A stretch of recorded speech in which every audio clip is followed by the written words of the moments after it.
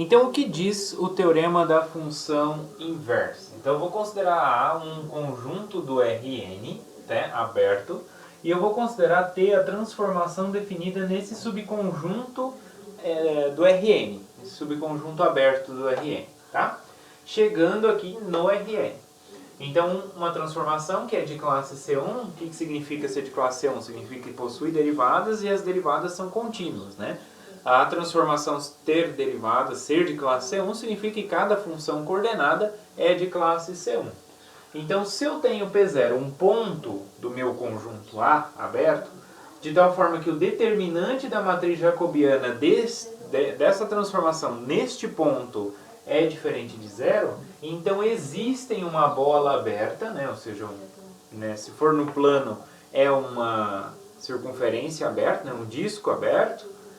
Se for no R3 é uma bola aberta de fato, e aí no Rn a gente só chama de bola aberta. Significa centrada naquele ponto e com um determinado raio, mas que a gente tira aquela casca dessa bola, né? Só o que está dentro dessa bola.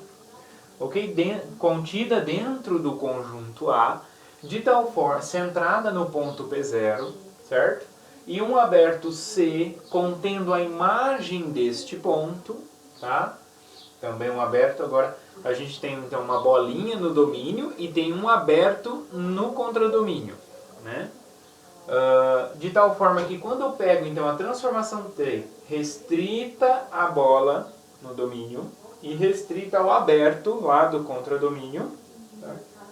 Então quando eu faço essa restrição, então ela vai ser invertível, né, ou inversível, e a sua inversa, que vai ir do aberto C na bola B, ela vai ser então uma função também de classe C1, e além disso a gente consegue calcular a matriz jacobiana dela. A jacobiana da inversa no ponto T de P0, né, ela vai ser exatamente a matriz inversa da matriz jacobiana da transformação T. Ok? Então essa que é a ideia, né? Então, a gente viu no exemplo anterior que aquela transformação que a gente tinha lá, ela tinha a matriz jacobiana com um determinante diferente de zero para qualquer ponto. No entanto, isso não me garante a existência da transformação inversa globalmente, vamos dizer assim, né?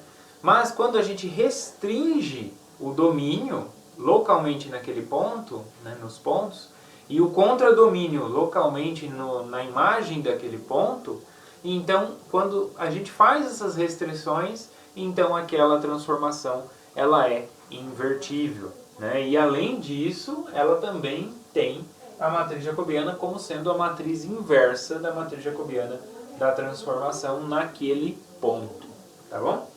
Então essa que é a ideia do teorema da transformação, do teorema da função inversa, né? Então vale aí para transformações de modo geral. É claro que do Rn para o Rn, né? Por quê? Porque senão não tem injetividade, né? Nem sobrejetividade, tá? Dependendo das dimensões aí. Então por isso que precisa ser mesma dimensão, tá? Rn para Rn. Ok? Então essa aqui é a ideia do teorema da função inversa, né? Então, relembrando, né? Se o determinante da matriz jacobiana num determinado ponto é diferente de zero, vai existir uma bola aberta daquele ponto no domínio e um conjunto aberto na imagem daquele ponto, né? De tal forma que quando eu faço a restrição da transformação nesses abertos, aí ela vai ter matriz inversa, ela vai ter uma transformação inversa, e a matriz jacobiana da transformação inversa é a matriz inversa da matriz jacobiana da transformação. Tá bom? Essa que é a ideia então do teorema da função inversa. Temos aqui uma observação que fala o seguinte: uma vez que a gente tenha provado a existência dessa transformação inversa, né, e de que ela é de classe C1, tá? Então essa fórmula aqui é simples de obter. Por quê? Porque uma vez garantida a existência, a gente sabe que se eu compor de um lado vai dar identidade, se eu compor do outro vai dar identidade também. Então, usando essa composição da identidade, então a gente pode então calcular as matrizes jacobianas, né? E aí passar dividindo, né? Passar de um lado para outro, né? Porque aqui eu tenho a composição de duas transformações e a matriz jacobiana da composta é a multiplicação das matrizes jacobianas, como a gente já viu, né? Então, e aí passa ela para o outro lado como matriz inversa, ok? Muito bem? Então é dessa forma que a gente pode mostrar essa formulinha, tá? Só fica aí, a gente não vai provar, né, a existência, tá? É só o enunciado mesmo e esse entendimento, né, de quando da existência, de onde veio essa fórmula, né, como foi obtida, tá? A existência a gente não demonstra. Muito bem.